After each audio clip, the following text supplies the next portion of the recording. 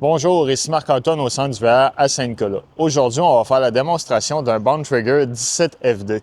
On va commencer par faire une tournée à l'extérieur pour ensuite se diriger dans l'unité. Donc ici, on a nos marches escamotables qui se replient à l'intérieur.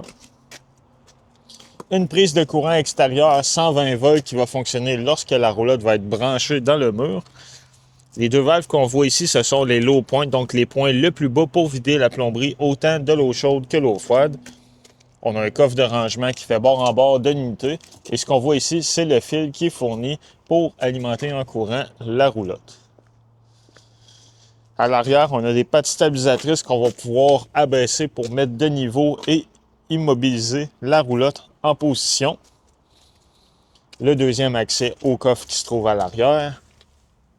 Notre système d'égout. La manière de procéder lorsqu'on veut vider nos eaux usées, on va connecter notre tuyau juste ici. On a une valve noire qui est pour l'eau de la toilette et la valve grise qui est pour l'évier et la douche. La manière de procéder, on va toujours ouvrir la valve noire en premier. Quand c'est vide, on va ouvrir la valve grise. Ça va effectuer un rinçage complet de notre plomberie. Quand c'est fait, on referme les valves et on remet notre capuchon. À l'extérieur, ici, on a une douchette avec l'eau chaude et l'eau froide.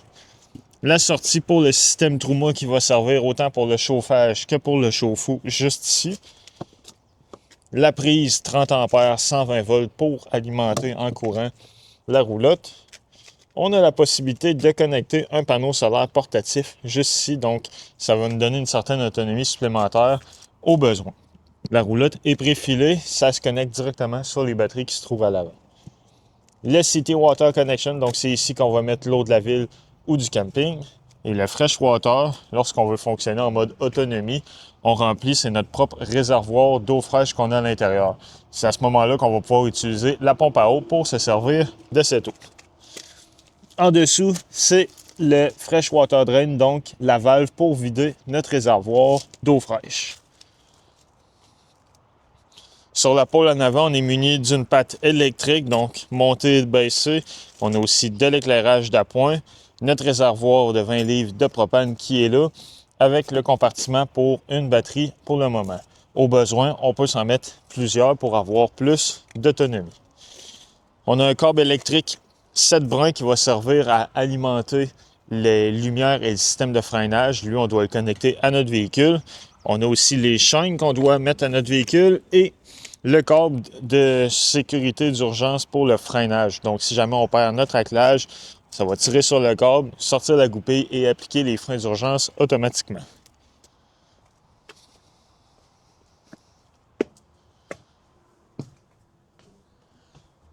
À l'intérieur, on a le premier contrôle pour ouvrir et fermer notre auvent ainsi que l'éclairage de celui-ci.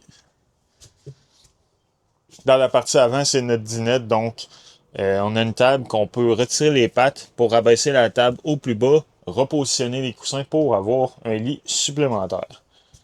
L'évier dans la cuisine avec l'eau chaude, l'eau froide. On a notre moniteur, donc ici c'est pour voir nos niveaux de réservoir, donc réservoir eau gris, eau noire, eau fraîche et de la batterie. On a l'interrupteur pour mettre la pompe à eau en fonction. Ce qu'on voit ici, c'est notre contrôleur de charge pour le panneau solaire qui se trouve sur le toit.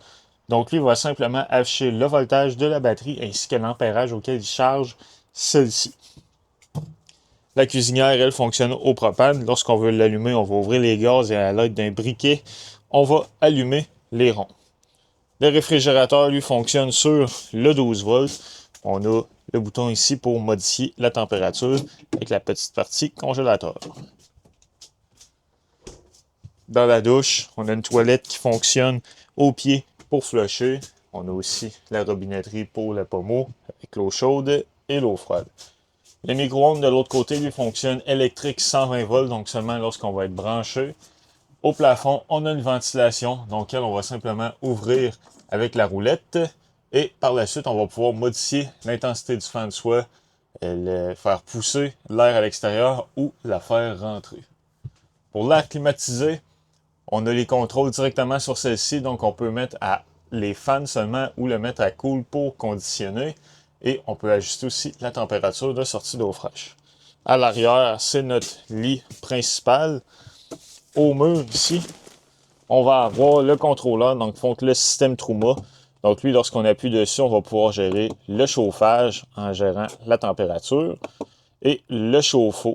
Le chauffe-eau, on va pouvoir le mettre à éco ou à hot. Ce sont juste le wattage qui vont changer. Donc éco, environ 750 watts. Et le à hot, on va avoir 1500 watts. Donc ça va chauffer plus vite, mais on va utiliser plus de courant. Lorsqu'on veut l'éteindre, on va le mettre à off. On peut aussi modifier l'intensité des fans, donc les mettre à ventilation seulement et par la suite modifier de 1 à 10 l'intensité de ceux-ci. Le réfrigérateur, donc ici, on peut l'ouvrir et l'éteindre par l'interrupteur. On a une prise 120 volts avec un reset intégré. Donc, si jamais on n'a plus de courant dans l'unité, premier endroit à venir voir, c'est s'assurer que le bouton ici est bien enclenché. Maintenant, sous le lit, c'est notre panneau de breaker principal. Donc, on a la partie qui gère le 120 volts avec les breakers à la gauche et le 12 volts avec les fusibles à la droite. Quand il y a une fusible va être défectueuse, il y a une lumière rouge qui va allumer à côté de celle-ci. Et à la gauche, c'est notre détecteur de monoxyde de carbone qu'on voit là. Dans la bonne trigger, on a une petite pochette dans laquelle on va retrouver tous les manuels d'utilisateurs des électros, donc réfrigérateur, cuisinière, le micro-ondes. Donc si on veut faire de la programmation, qu'on a des questions, on peut toujours s'y référer. C'est ce qui conclut la démonstration. Merci.